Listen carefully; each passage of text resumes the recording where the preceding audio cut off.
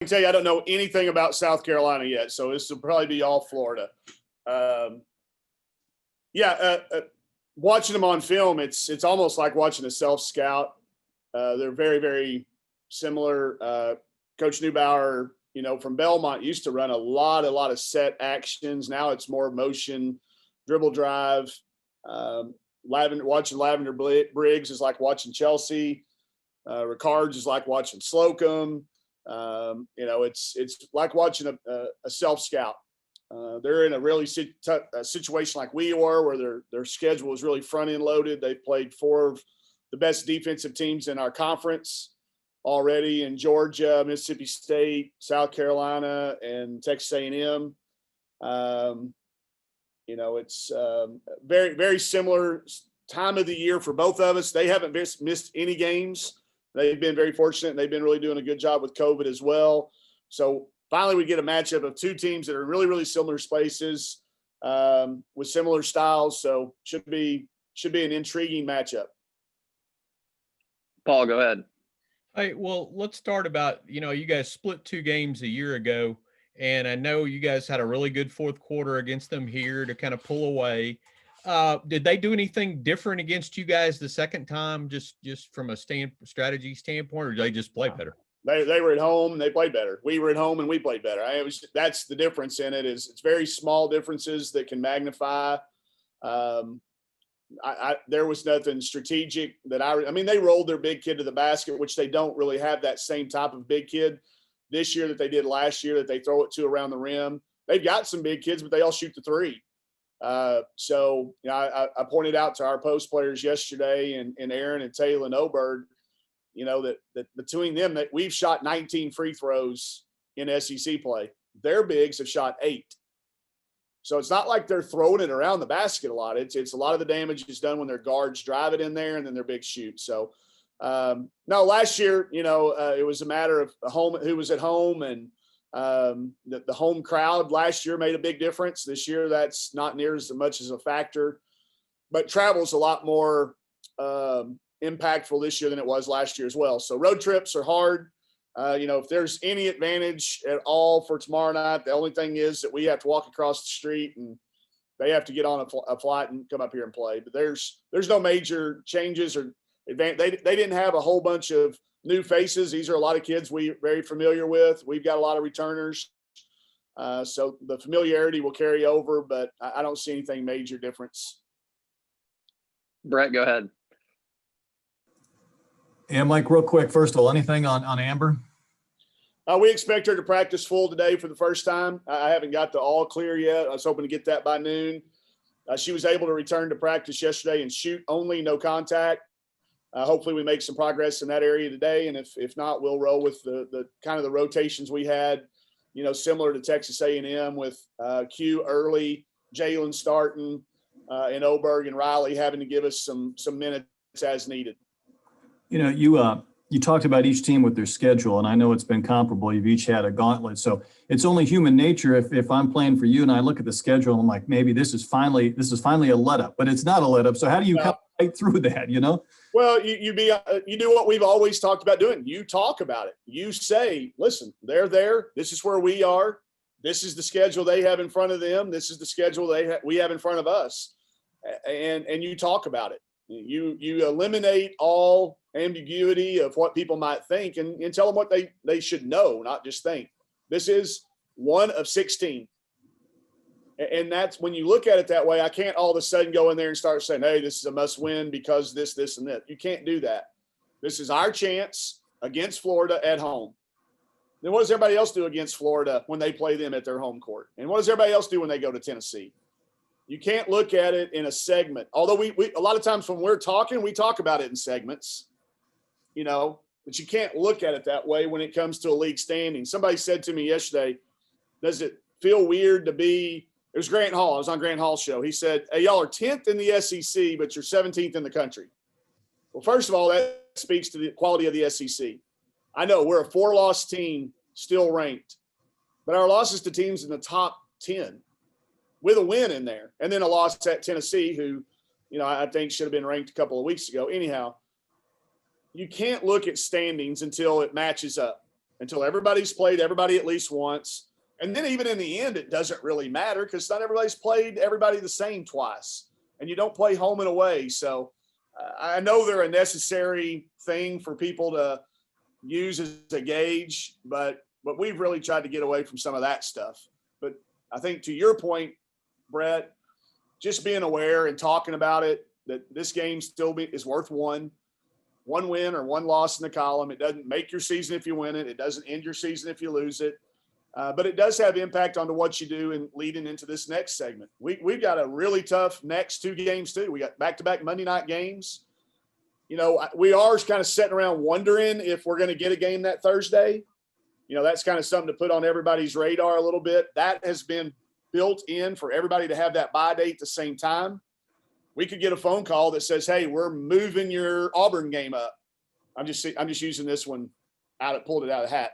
From later in the year, we're moving it to that Thursday because we've got an open date. We're going to play them as we can.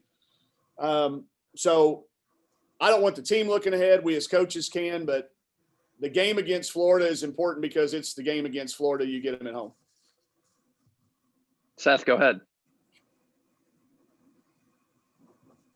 Yeah, Mike, a lot has been made about y'all in trying to contain the pace of play, teams doing that against y'all. How do you counter that and play to the pace that y'all want to? It's funny. I'm glad you brought that up. Everybody always says we want to play all this incredible pace. We say it's functionally fast for a reason. You can only go as fast as your opponents allow you to on defense because we're not going to try to speed them up. We have to be very functional. If we can go fast, yes. But if not, then get a good shot however you can create it. So in practice, we have lengthened the shot clock back out. We have said you either score in the first 10 or the last 10. You can't even score in the middle 10 anymore. It's not an option. Okay, so you score in the first 10 or the last 10. If you score in that middle 10, good job. No points on the board. And I think what it's done is it's forced our kids to understand we're going to look for actions. So, you know, it doesn't take long for people to find the formula once somebody beats us with it. But we've got to continue to have an evolution into this next phase of this is what you do when this team decides to play this way. And we take it as a compliment. But we are not over here constantly yelling at them to play faster, play better, play functionally. And if it is fast, that's great. But if not, we've got to be comfortable in execution. We've tried to break that narrative down, but I know that the narrative is fast. But that's really not what it goes on in practice. Jason, go ahead. Hey, Coach, are you getting what you want out of Taylor and Aaron? And is this a game where their bigs like to come out and shoot, where maybe that opens things up for them on the other end of the floor as well, without having to play so much inside? Yeah, Taylor has done it consistently now all year long, last couple of years. Aaron's still in spurts. You know, there's spurts where it's as good as we hoped and others where there's a little bit of a slip. So we got to continue to get her closer to being able to play her minutes at full.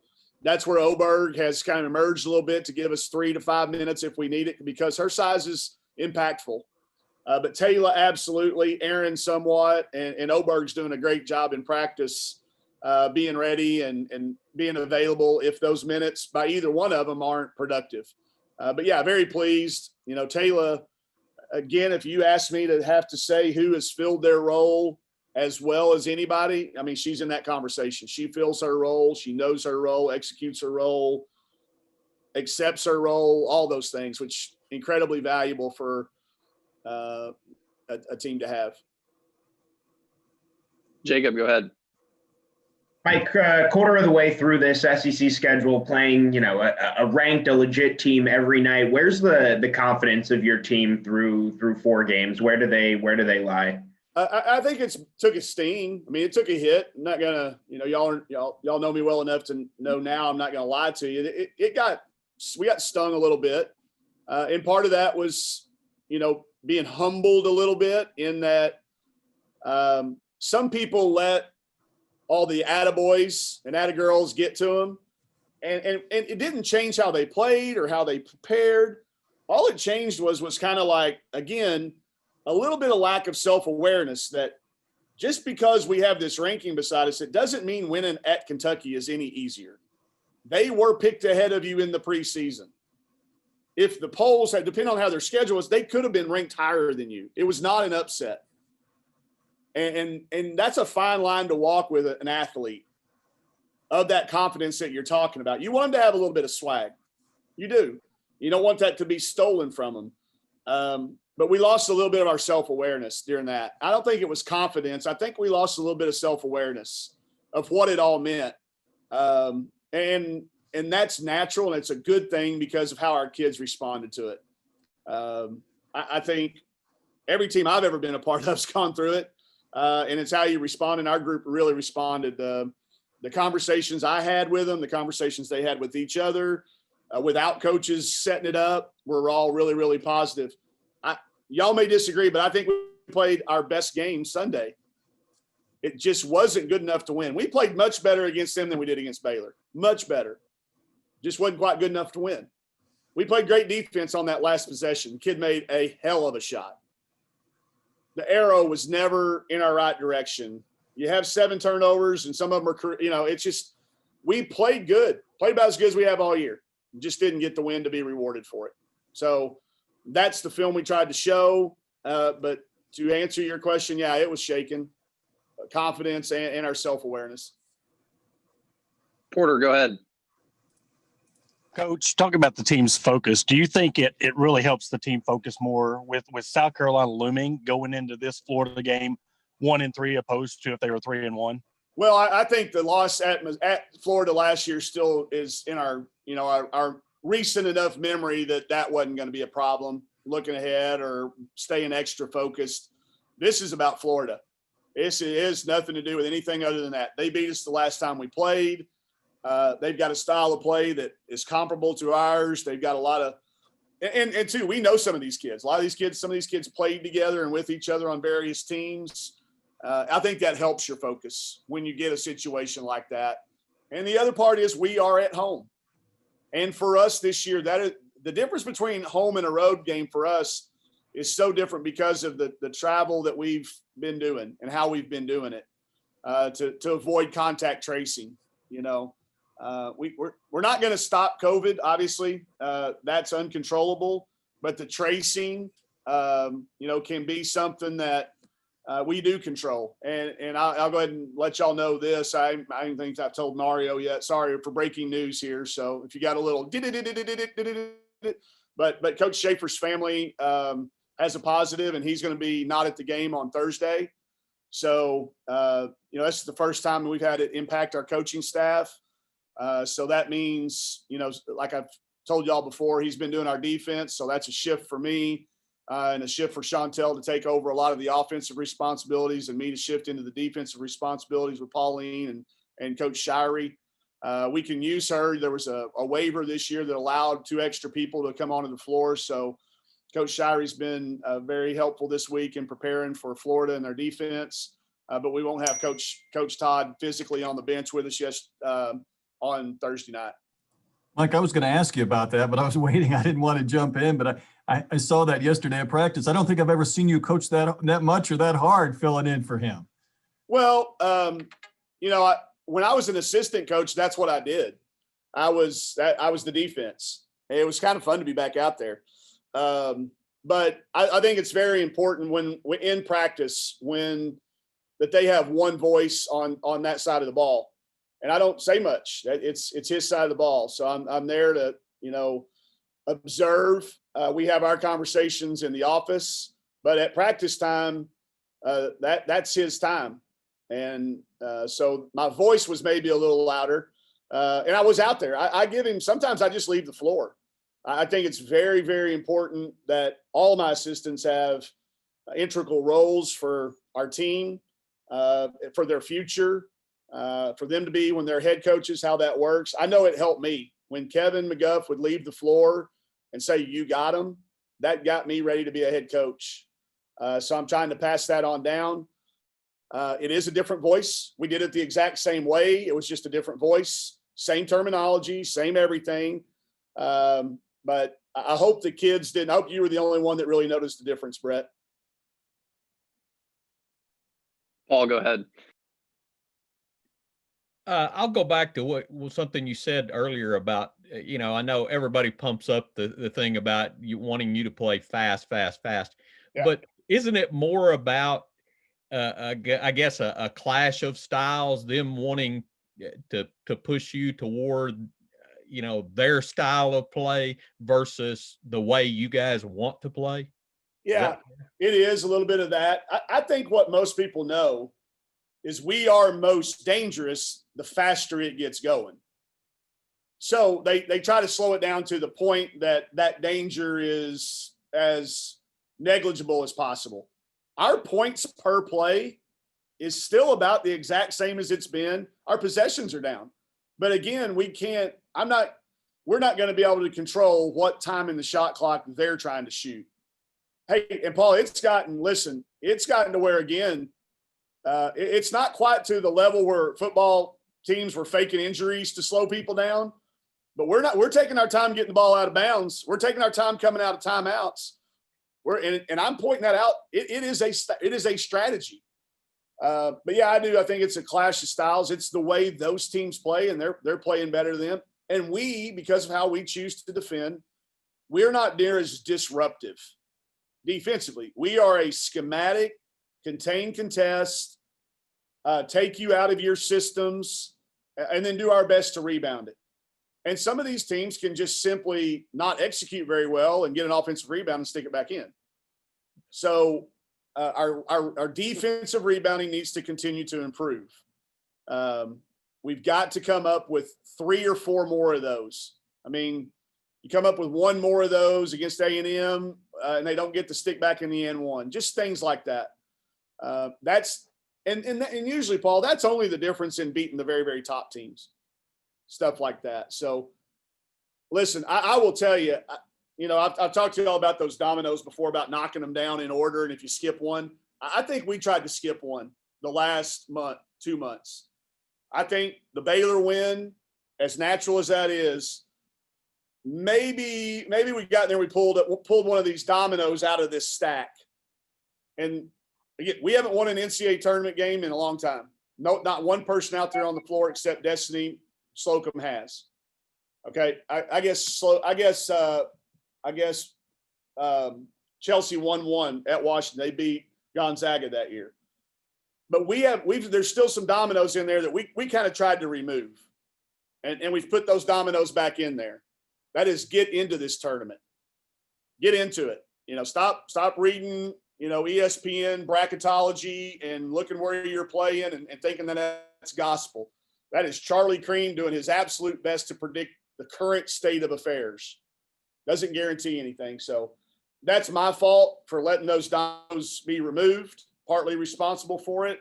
But I can assure you, we've been shoving those dominoes back in there saying, you can't win a game in it unless you get in it. And we need to get enough conference wins. And here's an opportunity to do one of those things at home.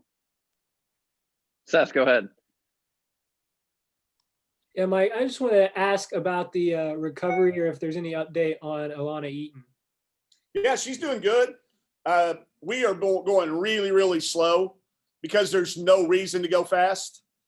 And this is her second knee injury, one from high school early in her career and one now. So spirit-wise, she's handled it as good as any freshman I've ever seen handle a season-ending knee injury for a kid that was in a place like hers. She was going to be contributing. She was going to be contributing a lot, and she had played herself. She had earned the respect of those teammates. So there was a lot to be let down about, but she's handled it great. I don't think there was one day I think I remember her not being able to make it to a practice, but that was academically related. She's there. She's engaged. She's talking. She's curious. I always talk kids about, are you really curious about how we do this thing? You can tell that by whether they ask questions or not. And she asks questions all the time. So she's curious, and that's a good sign. But physically she's ahead of a schedule. We're just not putting her out there in a practice format, practice gear yet, because it's not going to help her recovery, and it's not going to speed up when we would be back in needing her to play. Jason, go ahead. Hey, Coach, you talked about pace and trying to figure out the balance in the pace. I go back to the start of the third and the start of the fourth the other day, and the runs that you went on, and then kind of, I know runs end and other teams go on the runs. Were there learning experiences at the end of those runs when the shots maybe were coming a little bit quicker than maybe you wanted, or any of that kind of thing that kind of squashed those runs that you had when you were really rolling there to start those quarters? Yeah, you can develop a pattern. You know, some teams you take a little heat check, you know, and instead of doing what you've been doing, you check the heat, and now that's a miss, and that heads you the other direction. That's where we're at. That's what we're capable of. I think that's our run stopper. When we're on a run, and all of a sudden we try something just to see how hot we are, a deeper three or a off the dribble three, or maybe somebody that hadn't been making the shots tries to get into the mix. That's usually an indicator of our run stoppers. Defensively, when we stop somebody else's runs, that's been creating turnovers. You know, we've created a few more turnovers this year than we have. It's either a big tough rebound by one of our guards. They call themselves big guard stuff. When they do a big guards thing, or we get a turnover and run the other direction, that ends the other team's run. So, those are indicators. Not always, but for the most part, those are things that stop us and stop the other teams. Jacob, go ahead. Mike, I know you said you really haven't looked too far ahead to the South Carolina game. I was just curious, when you do drop a couple road games in a row, does it ever begin to into your mind to maybe change up any of the routine you've done when you guys go on the road, or does it strictly just stick to, just the way you guys have played? Oh no, my greatest fear is I'm doing things wrong every single day in every aspect of my life. That's just, I'm always afraid I'm doing it wrong. What if gravity doesn't really work? I mean, the theory of gravity's changed every 300 years, and we're due for one. I mean, I'm ready for somebody to come in and say, you've been wrong. So no, I beat myself up mercilessly on stuff like that. But I always go back to that meeting I've had with our council of kids. You can't have a captain when you have 7 seniors and a couple of juniors who have been there every day. We don't have captains, we have a council. Every single time I talk to them, I reaffirm that they want to play as many games as possible. Win, lose, tie, season ripped out from under you and not even get to finish, they want to play. Okay? So that's where I go back to that. We have not had one game even in jeopardy because of contact tracing. And that's all you can control. You can't control who gets it, but you can control the contact tracing. Do I think that we are at a disadvantage because of the way we do our timeouts? Yes. Do I think it's a disadvantage to not go in the locker room at halftime? Absolutely. Do I think traveling the day of the game is harder than not traveling the day of the game? 1,000%. But we're still playing. And that's the only thing that group, they've learned to deal with it, gain some adversity, gain some trust. They take some pride in it. But do I second guess? Every single day. Porter, I don't know the answer. I don't know the answer, and I'm not sure we ever will. I mean, again, you go, well, could we have gotten one more stop at Kentucky to win the game? Yeah, maybe. I don't know. But again, if we'd been traveling and sitting on top of each other during all these timeouts, we might have not gotten to play the game. So I always weigh it back through that. And as long as we continue to lead the country in games played, I know that's not a stat anybody gives a crap about, but it means something to us this particular year. Porter, go ahead. Coach, I wanted to ask about Taylor real quick. She looked like she come down kind of awkward in that fourth quarter on her, or either her ankle or her knee, and just kind of her status. She's in the training room more than our athletic trainer is. I mean, that kid is an absolute warrior. But she can handle it because she really takes care of recovery and prehab. But she's not been 100% since this summer. but she's played at 100% effectiveness because of all the work she does with Simone and our athletic training staff in that room. She is in there. She's very committed to that so that she can play the minutes she has, but she's not anywhere where she feels like she did when she was 100%. But she gives us 100%, and that's just the type of kid Taylor is, and has always been. She's always been that way. All right. Any other questions for Coach? The All only right. thing I know about Thanks, South everybody. Carolina is what I watched them when they played Florida. They did play Florida. I just got through watching that. They're still one of the best teams in the country. Aaliyah Boston made 3 threes, which just scares the bejesus out of me. That the best post player in our league is now out making 3 threes in a game. And it looked good. The 2 she missed looked great. Playing there, with 13,000 or 1,300 is always hard. It'll be a Monday night game, our first of 2 back-to-back Monday night games. We will continue to travel day of. And, win or lose the Florida game, even if you win it, it's still a massive undertaking to go down there. Either way, it's going to be one of those games that you have to play incredibly well and hope that they don't play as well as they can play. Yep. We'll have Coach available tomorrow, and then we'll do another availability before South Carolina. So Okay. All we will right. talk to y'all then. All right. Sorry about that. Thanks. No, you're good. You're good. Okay. All right. Thanks, Coach. Appreciate it, Mike. Thank You you. bet. Thanks, y'all.